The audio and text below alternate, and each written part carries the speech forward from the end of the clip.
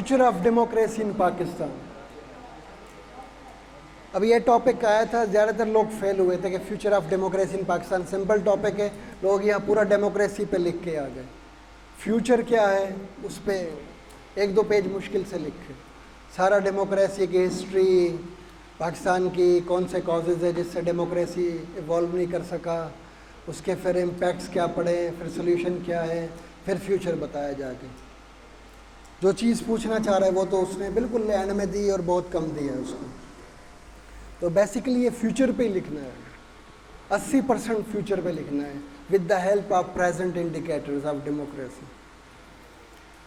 Example दे रहा हूँ, डिस्कस भी करेंगे। दूसरी एक ऐसा था, can women be equal to man in Pakistan, क्या औरतें मर्दों के बराबर हो सकती है पाकिस्तान में। अगेन यहाँ पे women rights in Pakistan, in status of women in Islam, Judaism, Hinduism, Christianity, फलां फलां। तो इरेलीवेंट है, वो पूछना चाह रहा है, उसको आप बहुत कम देते हो, लिखते नहीं हो, तो इरेलीवेंट है, फेल होंगे आप पूरा। रेलेवेंस बहुत इंपॉर्टेंट चीज़ है, बेशक आपको दूसरी सारी चीज़ें आती हो, रेलेवेंस ट्रिकी भी है, अंडरस्टैंडिंग भी आपने करनी है।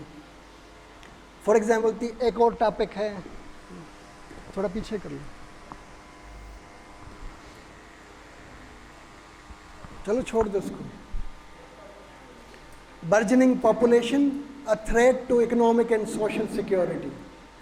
अगेन वो लोग पॉपुलेशन पे ज़्यादा लिख के आ जाते हैं, आगे क्या है वो लिखते नहीं है, तो ये इरेलेवेंट होता है मटेरियल आपका, आप कितना भी अच्छा लिखो फेल हो जाएंगे इसमें। क्या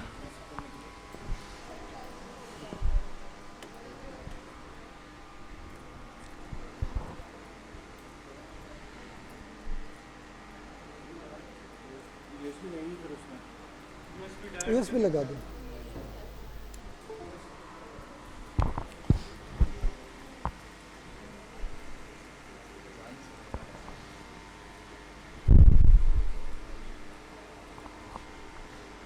उसके बाद है lack of argumentation and analysis.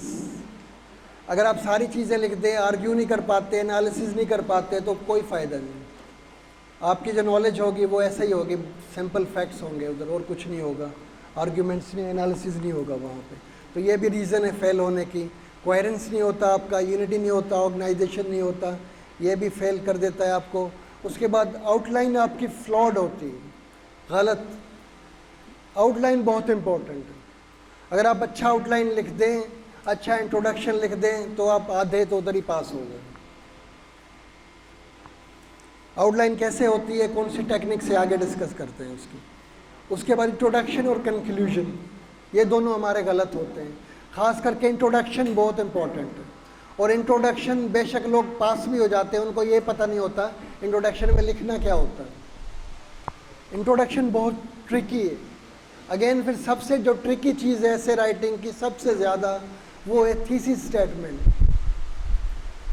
Introduction के जो एंड में हम लिखते हैं वो बहुत इंपॉर्टेंट है, बहुत ट्रिकी है और बहुत ज़्यादा कॉम्प्लिकेटेड है। तो ये चीज़ें हमने ठीक करनी है। चल रहा है,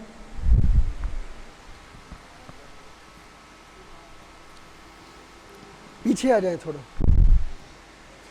पीछे पीछे। पास क्यों होते हैं वो भी बता देता हूँ। हर बंदा पास होता है। कोई मुझसे डिस्कस कर रहा था कैसे लोग पास हो जाते हैं। सिंपल में स्वीपिंग स्टेटमेंट नहीं समझ लें, everybody can pass CSS, everybody can fail it. Genius से जीनियस बंदा फेल हो जाता है, मीडियोकर और एवरेज पास भी हो जाते हैं।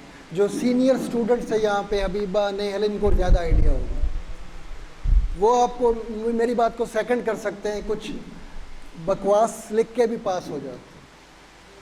उसमें काफ़ी फ्लॉज हैं, कभी डिस्कस करेंगे। कहाँ तक हो, थोड़ा और पीछे जाए, और पीछे, और पीछे, आगे जा रहे हैं आप, पीछे पीछे पीछे बिल्कुल। एक मिनट, ठीक है, आगे जाएं, और आगे आगे आगे, और आगे चलते जाओ, और आगे जाए। आगे जाए, बिल्कुल पीछे आ गए आप, बिल्कुल आगे चले ना। ऐसे राइटिंग प्रोसेस की स्लाइड है, और आगे जाए, आगे आगे आगे, इधर आ जाए। अच्छा, ऐसे राइटिंग प्रोसेस पूरा ये होता है, इसमें से एक चीज़ भी मिस ना करें, इसमें एक चीज़ मिस नहीं करनी है हमने, ऑल आर इक्वली इम्पोर्टेंट। सबसे पहले आपने टॉपिक सिलेक्शन करनी है, प्रोसेस का हिस्सा है। फिर आपने ब्रेनस्टॉर्मिंग करनी है, सेकंड पार्ट है। फिर आपने आउटलाइन बनानी है, फिर आपने ऐसे लिखना है। चारों इक्वली इम्पोर्टेंट है। अगर आपने पहले 3 गलत किए, पहला है गलत किया, तो फेल होना है आपने पक्का। हमें इस चीज़ की इम्पोर्टेंस पता नहीं होती, इम्पोर्टेंस को जब तक नहीं समझोगे कुछ नहीं कर पाओगे आप।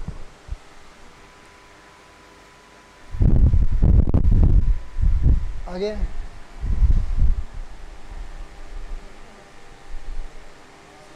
और आगे, बस बस बस। अब सिलेक्शन कैसे करनी है हमें टॉपिक की, समझोगे। आपके पास ऐसे पेपर है आपके पास, और एग्ज़ाम हॉल में बैठे हैं आप, आपने ये चीज़ें देखनी है।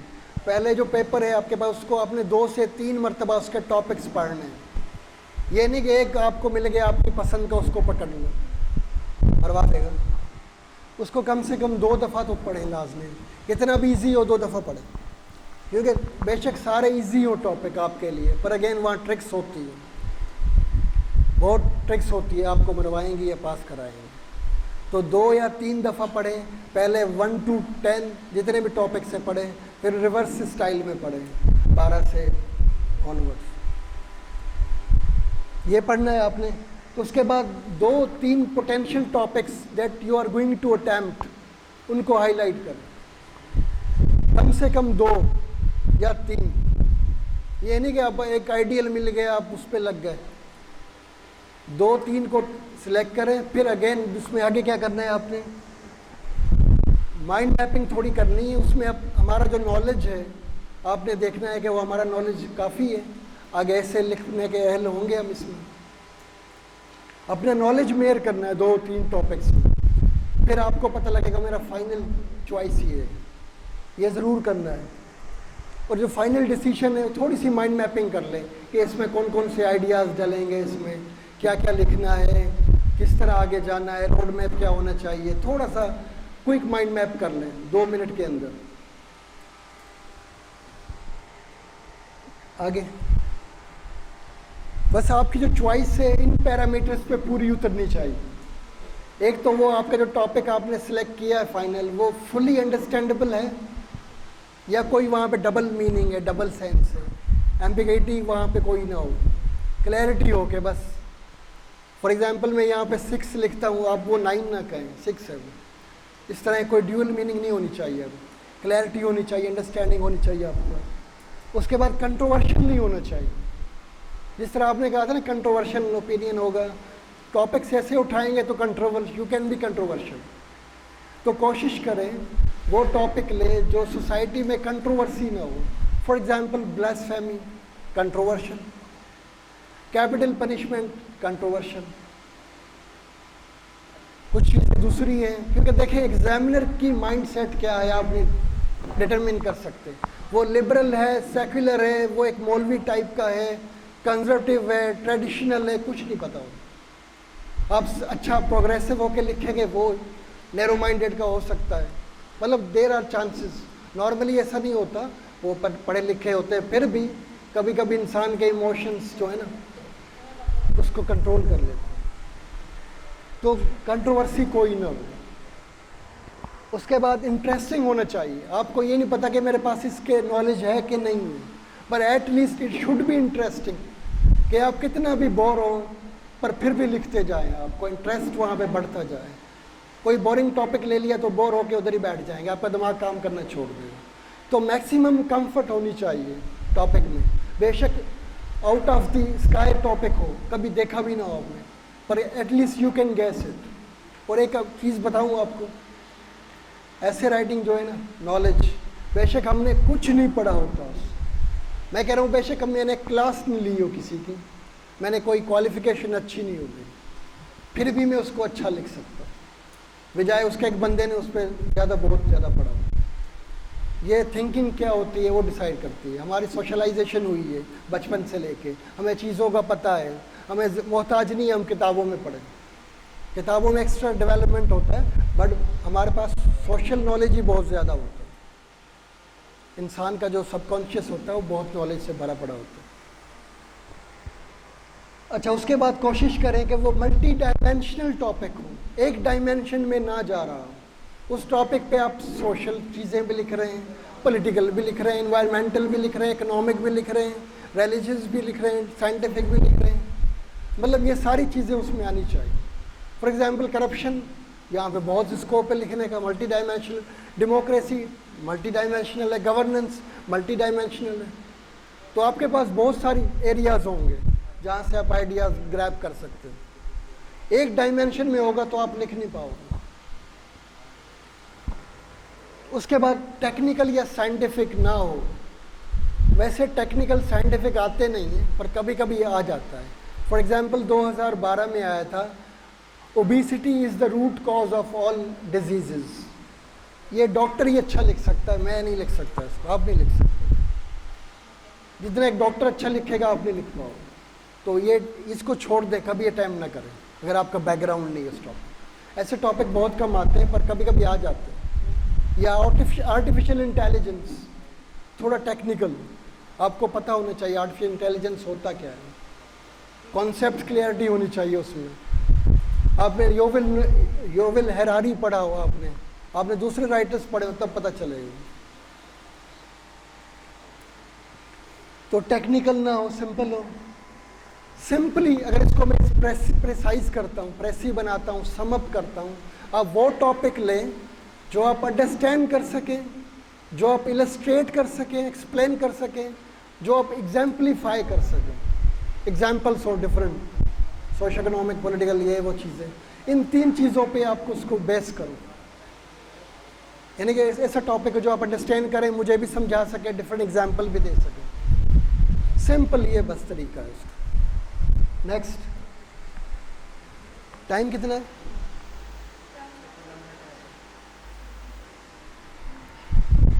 देखें एक चीज़, यहाँ पे काफ़ी लोग ना थोड़ा सुन के बोर होना शुरू हो जाते हैं, फिर उनके अटेंशन डेफिसिट सिंड्रोम होता है। तो अटेंशन अपना सही रखें, कार्बोहाइड्रेट्स का यूज़ करें, एनर्जी लेवल सही रखें, वरना आपकी कुछ समझ में नहीं आने वाला। ये चीज़ें थोड़ी मुश्किल भी हो, काफ़ी बोरिंग भी हो सकती है, पर अगेन CSS करना है, पढ़ना है तो पढ़ना है, मेहनत करनी है। पढ़ाई से बचने का एक ही तरीका है, खुदकुशी।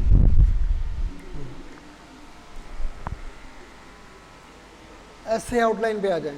आउटलाइन क्या होता है? बेसिकली स्केलेटन कहते हैं जिसको, एक पूरा ढांचा होता है, एक रोड मैप होता है, एक साइनोप्सिस होता है पूरे हमारे राइटअप का।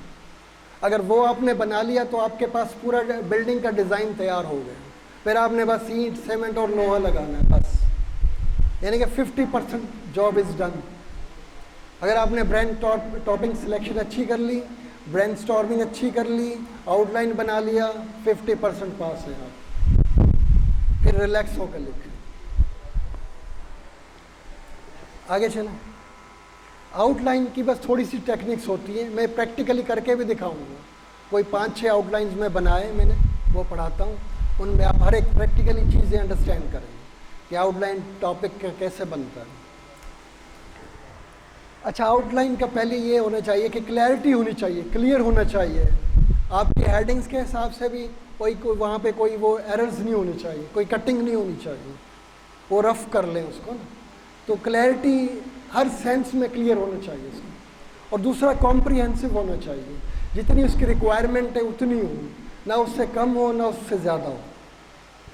कंसाइज रखें उसको। कुछ मिसकॉन्सेप्शन पाए जाते हैं, वो बाद में डिस्कस करेंगे, इंट्रोडक्शन पे, आउटलाइन पे, सारी चीज़ों पे वो एंड में करेंगे। तो ये चीज़ें आपकी होनी चाहिए। और कोशिश करें कि थीसिस स्टेटमेंट आउटलाइन में ही लिख दें after the heading of introduction. पर अगेन ये थोड़ा ट्रिकी है। अगर आपको कुछ बेहतर लिखना आता है तो आपके लिए पॉजिटिव पॉइंट है, अगर आपको गलत लिख दिया तो नेगेटिव पॉइंट। तो अगर आप समझते हैं कि आपको अच्छा लिखना नहीं आता इस टॉपिक पे, तो लीव इट, बजाय कि आप गलत लिख दें। अगर आपने सही बना लिया तो बड़ा अच्छा इंप्रेशन बनेगा। First impression is the last impression.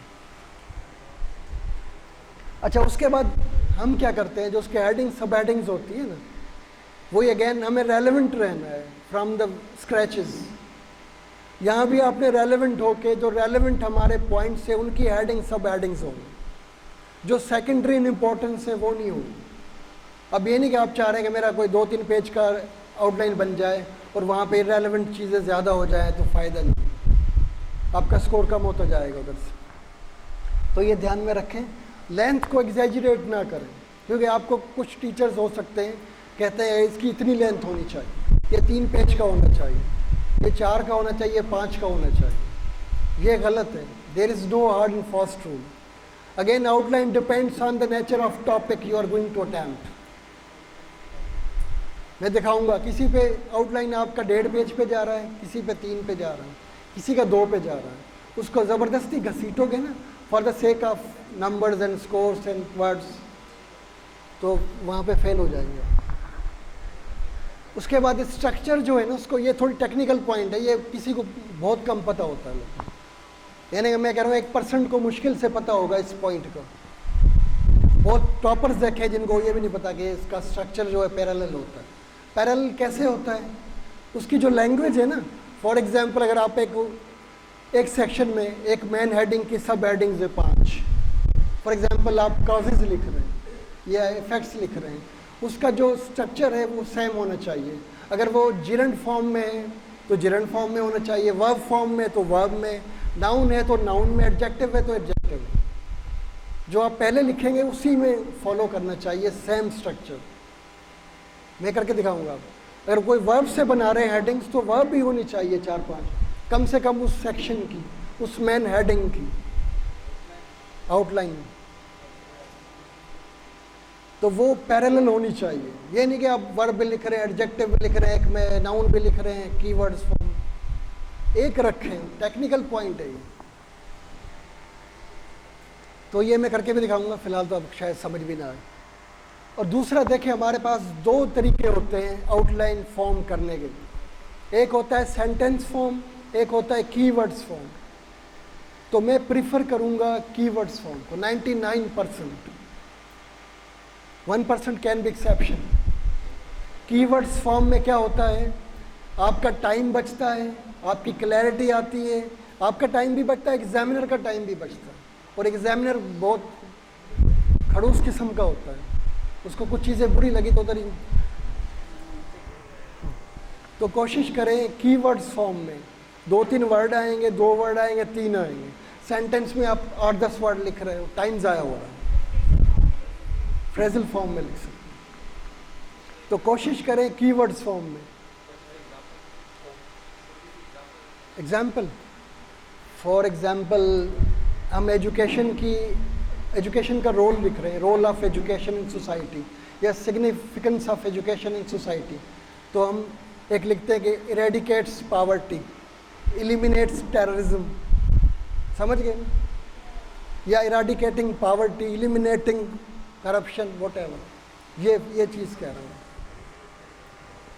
समझ गए?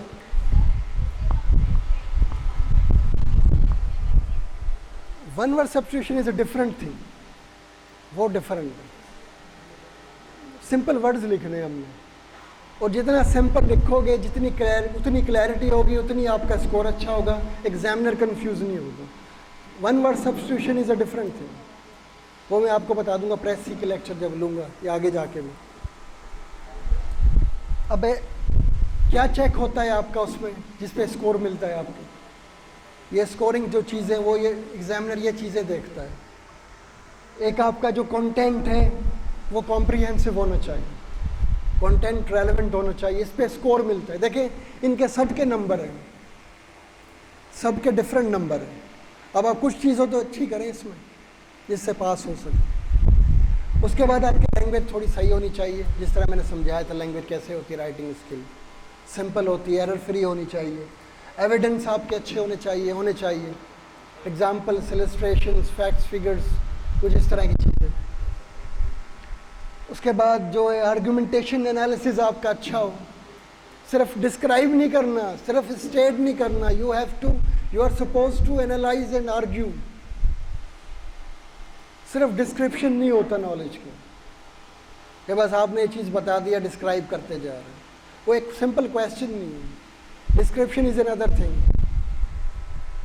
फिर रेलेवेंस ओवरऑल उसकी कैसे चेक करते हैं, कोहेरेंस चेक करते हैं, प्रेजेंटेशन चेक करते हैं।